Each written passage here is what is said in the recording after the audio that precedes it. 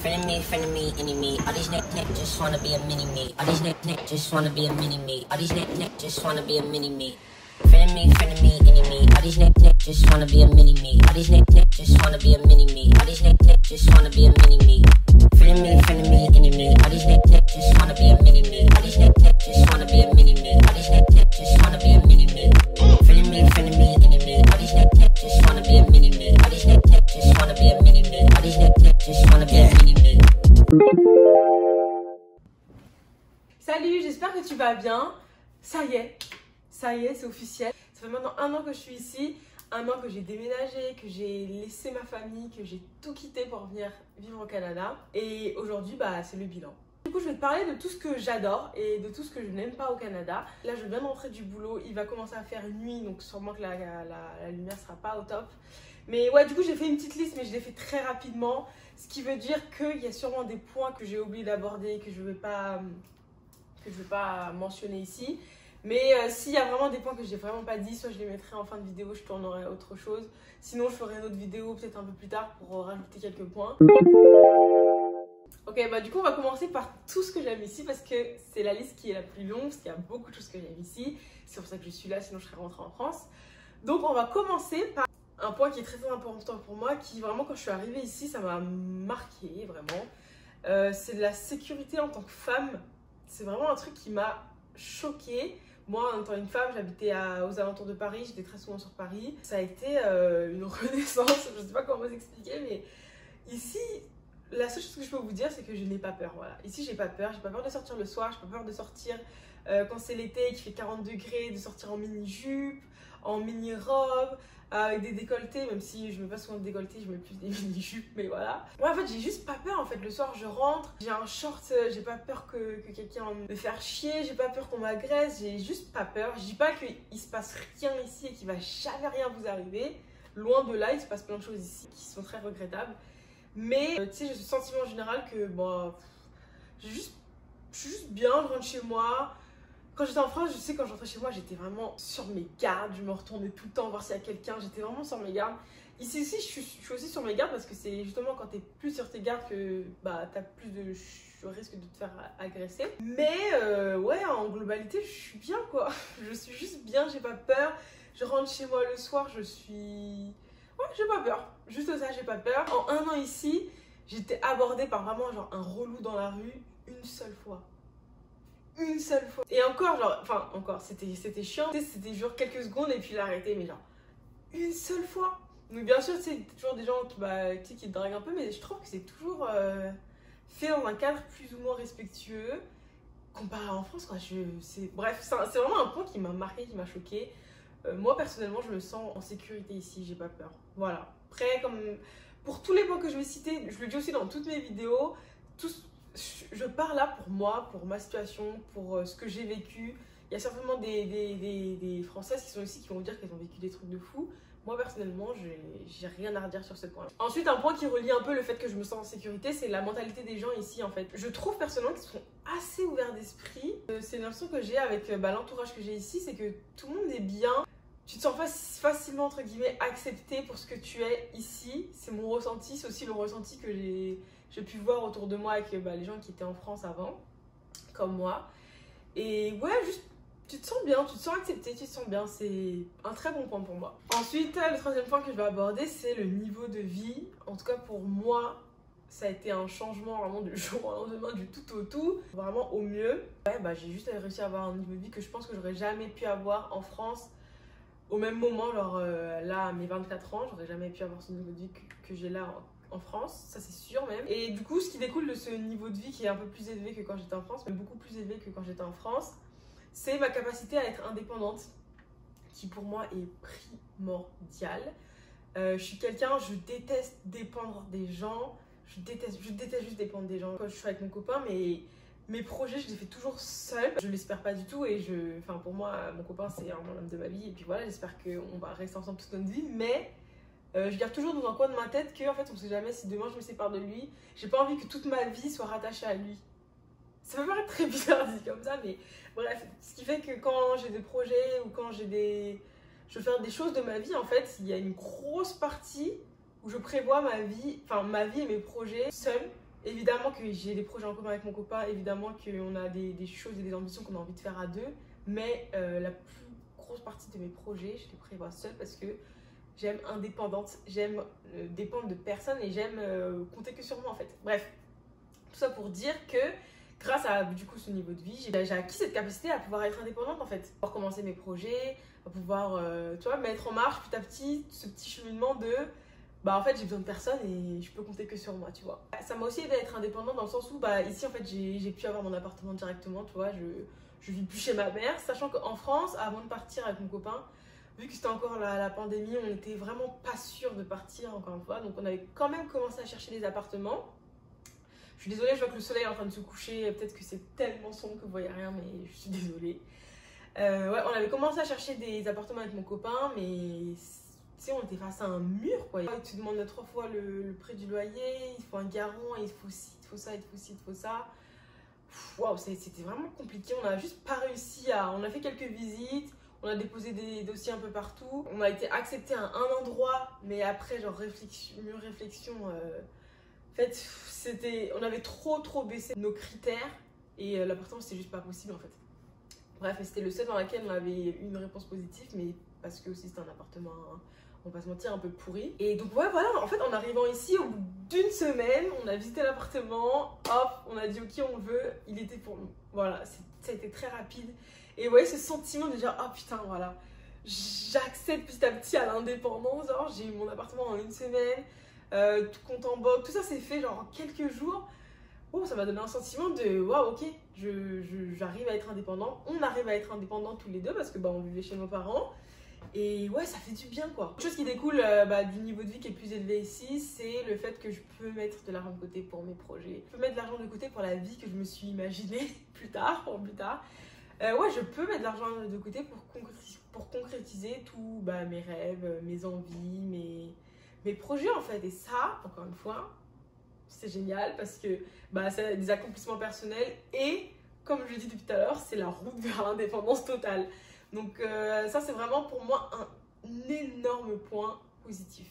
Ensuite, un autre point qui est primordial dans un pays où 6 mois de l'année, il fait moins 30 degrés. Non, j'abuse, il fait pas pendant 6 mois de l'année moins 30 degrés, mais pendant 6 mois de l'année où il fait quand même froid et il y a de la neige, le temps, le beau temps, le ciel bleu, ça c'est vraiment un plus pour ça. Parce que je pense que la plupart des gens, quand ils disent, quand je dis que j'habite au Canada, ils me disent tout le temps, oh il va faire froid et tout. Mais en fait, je pense que tant qu'on l'a pas vécu, on peut pas se dire que ok, 6 mois où il fait en général entre moins 10 et moins 30 degrés, tu sais, ça peut être supportable. Mais en fait, il fait tellement beau, le ciel est tout le temps bleu, il y a tout le temps du soleil, qui fait qu'en fait c'est très supportable. C'est pas comme si voilà, pendant 6 mois il faisait déjà très froid et en plus de ça il faisait gris, il pleut tous les jours.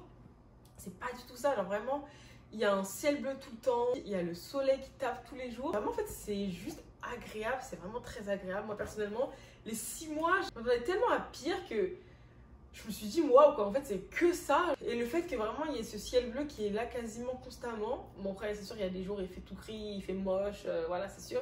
Mais qu'il fasse ciel bleu quasiment constamment, ça fait juste du bien. Un autre point que j'adore ici, bah, du coup l'hiver. On va avoir l'habitude d'avoir des hivers en France où il neige et tout, bah, on est d'accord que ça n'a rien à voir. Mais ouais, c'est une expérience à vivre, genre vraiment l'hiver ici c'est une expérience à vivre. T'as tout qui est fait pour que tu puisses continuer à vivre en fait, donc tout est pratique, tout est fait pour. C'est juste bien, t'as beaucoup d'activités pendant l'hiver. Là où en France pendant l'hiver tout est un peu plus calme. Ici, bah, en fait, t'as plein d'activités, t'as des festivals, t'as l'Oktoberfest, c'est vraiment un festival pendant l'hiver, là, pendant qu'il fait moins 30, tout le monde est en combinaison de ski et tout, mais ça a l'air trop bien. Je suis pas allée, je vais peut-être y aller cette année, mais vraiment, ça a l'air trop bien. Les lacs qui gèlent, ils en font des grandes patinoires, genre, il y a plein de choses, il y a plein d'activités qui sont faites, et en fait, tout est fait pour que tu puisses vraiment supporter l'hiver, quoi. On parle de l'hiver, mais l'été ici, c'est vraiment un point positif, vraiment. L'été à Montréal, c'est vraiment quelque chose. Je pense que comme l'hiver, en fait, il faut le faire au moins une fois dans sa vie. C'est dingue, il y a plein de choses à faire. Tu as des choses organisées dans les rues tout le temps, partout, des trucs gratuits, des trucs payants, mais il y a beaucoup de trucs gratuits. Il y a beaucoup de festivals. Il fait juste bon vivre en fait. Et puis comme les gens, certes il y a des choses à faire l'hiver et tout, mais les gens comme restent plus chez eux, Donc l'été, les gens ont juste envie de sortir en fait. Donc tout le monde est dehors, tout le monde est de bonne humeur, tout le monde se retrouve. C'est juste génial. Alors l'été ici, c'est waouh, c'est un truc à faire. Et enfin, le dernier point plus que positif pour moi, c'est cet objectif que je m'étais fixé qui est de changer de vie. J'ai accompli mon objectif et j'en suis très heureuse. Donc le plus gros point positif de tout ça, c'est que j'ai accompli mon objectif et que j'en suis très heureuse. Maintenant, on va passer à tout ce qui est un petit peu négatif. Je vous avoue que ma liste est très courte. Il n'y a pas grand chose. Et comme je disais tout à l'heure, peut-être qu'il y a vraiment des trucs que j'ai complètement zappé, complètement oublié. Mais voilà, tout ce qui m'est venu, en tout cas rapidement, c'est juste cette petite liste de contre. Donc, bien évidemment, la première chose que je n'aime pas ici, c'est que je n'ai pas de famille, que je n'ai pas d'amis. Voilà. J'ai pas d'amis, j'ai pas de famille. Ça, c'est vraiment très dur. Il y a des fois où je le vis très bien. Je suis avec mon copain, je suis très bien. J'ai ma petite vie ici, j'ai mon train de vie ici, ça me va très bien. Et il y a des fois où je fais que de penser à ma famille, que de me dire j'ai pas d'amis. Certes, j'ai des gens que je côtoie ici et avec qui je sors, avec qui je fais des activités, il n'y a aucun problème, mais j'ai pas de vrais amis. Mes amis sont en France. Donc ouais, il y a des fois tout va bien et tu sais, c'est même pas dans ma tête. Et puis il y a des fois où c'est pendant 1 ou 2 semaines, je suis triste. Je me dis waouh, j'ai pas ma famille, j'ai pas mes amis. La dernière fois que ça m'a fait ça là, c'était quand ma mère est venue me voir là pendant l'été et qu'elle est partie. La semaine après, j'étais vraiment très triste. Quand ma mère et ma tante sont venues là, ça m'a fait quelque chose. Elles sont parties, ça a été vraiment dur pour le coup. J'étais très triste. Je me suis dit mais qu'est-ce que je fais là? Pourquoi je suis pas avec ma famille? Tu vois, les voir partir. Tu vois en fait, parce que le jour où moi je suis partie au Canada, c'était totalement différent en fait. Certes, bon, j'ai pleuré toutes les larmes de mon corps du moment où j'ai quitté ma mère jusqu'au moment où j'ai atterri, certes, mais c'était différent dans le sens où en fait c'est moi qui quittais. Donc j'étais triste, mais il y avait tout le côté, ok, aventure, il va se passer de nouvelles choses. Tu sais, t'es pris dans le truc, tu découvres plein de choses, il faut que tu fasses plein de démarches. Donc, tu sais, ton esprit, il est un peu pris et tout. Sauf que là, c'est ma mère qui est venue me voir, donc c'est elle qui est venue ici. Et en fait, quand elle est partie, c'est elle qui m'a quittée. Et moi, je restais ici, donc c'était très différent et c'était très dur. C'est totalement con, mais j'ai l'impression que ma mère m'abandonnait. Alors que non, tu vois, c'est moi qui suis partie en plus, donc rien à voir. Puis même, elle m'abandonne pas, genre, elle habite juste pas ici, quoi. Mais ouais, j'ai vraiment cette sensation d'être abandonnée. Voilà, ça a été super dur. Bon, maintenant ça va mieux. Je suis dans ma phase où voilà, tout va bien, je suis super contente d'être ici. Mais ouais, donc des fois c'est quand même assez dur. Ensuite, pour moi, le deuxième point qui est vraiment très dur, vraiment, c'est pas pour exagérer, mais pour moi, je trouve ça excessivement dur. C'est vraiment la nourriture. Comment vous dire que j'adore faire à manger. J'adore ça, vraiment. Mon love language, c'est vraiment faire à manger pour les gens. Je veux pas dire qu'ici, la nourriture est dégueulasse, tout est pourri et tout. Je dis pas ça du tout. Je dis juste que, moi, en tant que Française, je suis habituée au goût, aux saveurs qu'on retrouve en France, tu vois. Et en fait, venir ici et avoir des goûts, des saveurs totalement différentes auxquelles je suis pas du tout habituée et que j'apprécie pas forcément, c'est très dur pour moi. Qui adore faire à manger, qui adore par la même occasion manger, ça a été très dur. La bouffe me manque. Là, je vais bientôt retourner en France, je vais me péter le bide. Je vais reprendre un peu toutes les saveurs que je connais. Et voilà, encore une fois, je dis pas que la bouffe ici est dégueu, je dis juste que j'ai pas l'habitude et que logiquement, je pense qu'on préfère tous les choses auxquelles on est habitué. Donc je préfère la nourriture à laquelle je suis habituée, donc la nourriture de France. Voilà. Ensuite, on va parler de l'hiver. Tout à l'heure, j'ai dit que l'hiver c'est génial, c'est trop bien, youpi, génial. Mais il y a quand même un point pas terrible à l'hiver, c'est que, on va pas se mentir, il est quand même très long. Genre vraiment, ça devient long. Il est facilement supportable. Parce que comme je vous l'ai dit, il fait beau, il y a des activités et tout, certes, mais il est vachement long. Genre vraiment, à la fin, je pense, du dernier mois et demi, je n'en pouvais plus de cet hiver. Je n'en pouvais plus, je voulais juste du chaud, du soleil. Ouais. Franchement, si l'hiver durait, je pense, 2 mois de moins ou 1 mois et demi de moins, ce serait parfait. Mais là, j'avoue que 6 mois là, comme ça, dans l'année où il fait très froid, t'as besoin vraiment de te couvrir tout le temps, mettre l'écharpe, le bonnet, les gants, le gros manteau, les grosses bottes, c'est un peu long quand même. Et ouais, je me rappelle qu'à la fin de l'hiver, là, moi, personnellement, j'en pouvais plus. Ensuite, un point qui est quand même vachement important ici, c'est l'insécurité de l'emploi. Ici, ouais, l'employeur peut te jeter quand même assez facilement, ce qui fait que tu dois toujours être sur tes gardes en fait. Après, en même temps, ça va avec un pour qui est que, bah, en fait, vu que les employeurs peuvent jeter leurs employés facilement, bah, justement, tu sais, ils te laissent ta chance facilement parce qu'en fait, si tu ne conviens pas, bah, juste tu dégages. Donc, c'est quand même aussi un pour. Ça te donne des opportunités, en fait, de fou, de pouvoir faire des choses, de pouvoir prouver, même si tu n'as pas forcément de diplôme, on peut facilement te laisser ta chance. Mais d'un autre côté, ouais, ton taf, il est en péril à tout moment. Moi, étant habituée au système français, c'est sûr que ça m'a fait un choc. Même si bah, je me suis jamais fait virer dans mes tafs, mais j'ai déjà vu que du jour au lendemain, une personne se fasse virer comme ça pour des raisons plus ou moins acceptables, on va dire. Donc ouais, pour moi, ça c'est un très très gros point noir. Ensuite, le dernier point que je vais évoquer, c'est tout ce qui est au niveau de la santé ici. Encore une fois, je parle dans ma situation en tant qu'Océane, qui est française, qui est en PVT, qui n'a pas la RAMQ, parce que la RAMQ, c'est un peu la sécurité sociale d'ici. Donc en vrai, eux, ici aussi, ils ont une sécurité sociale pour les gens qui sont canadiens.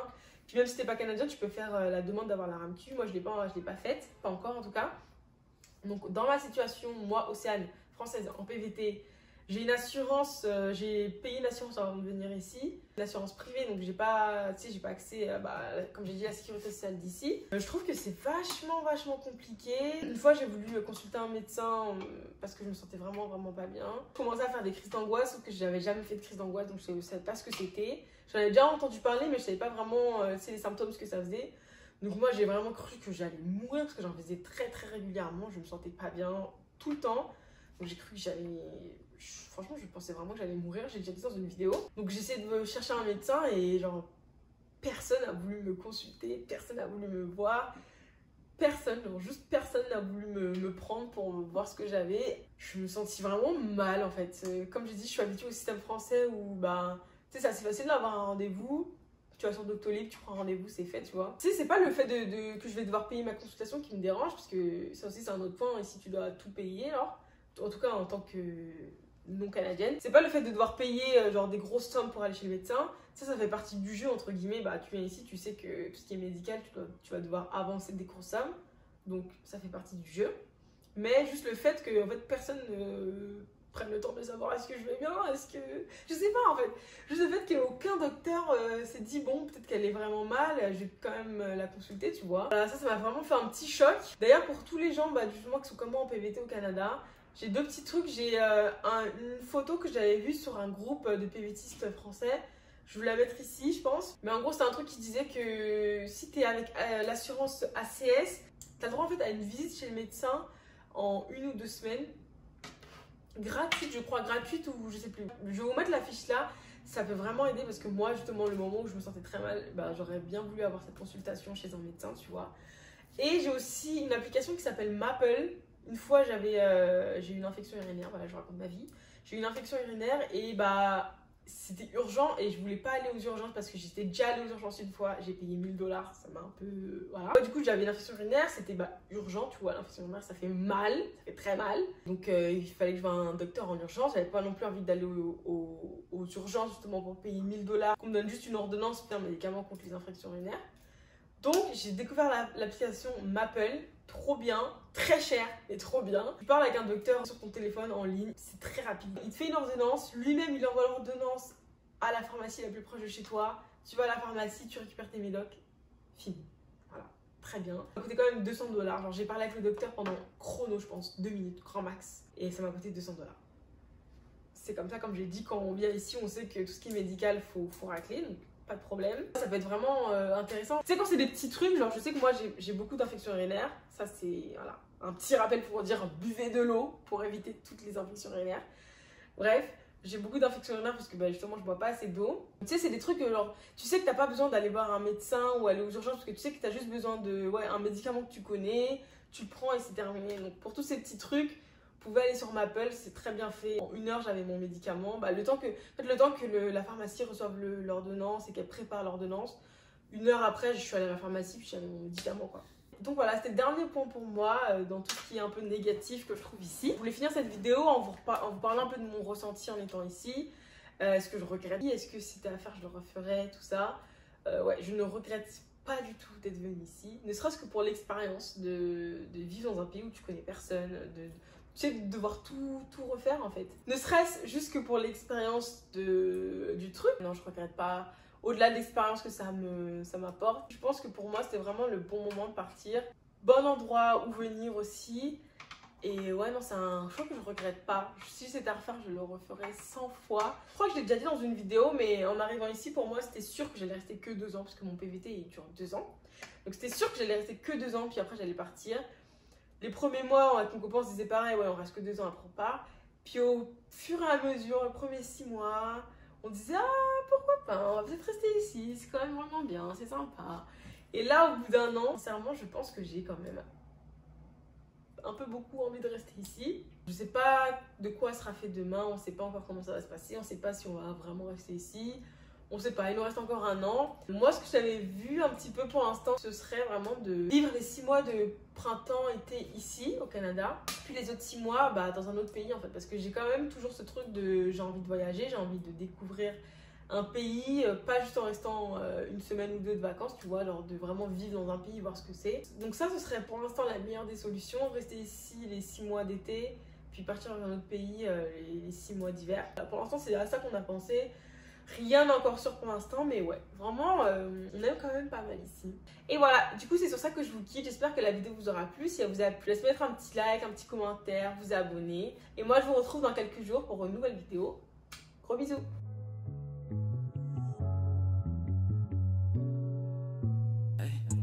Baby, you got a lot to say. Tell me, do you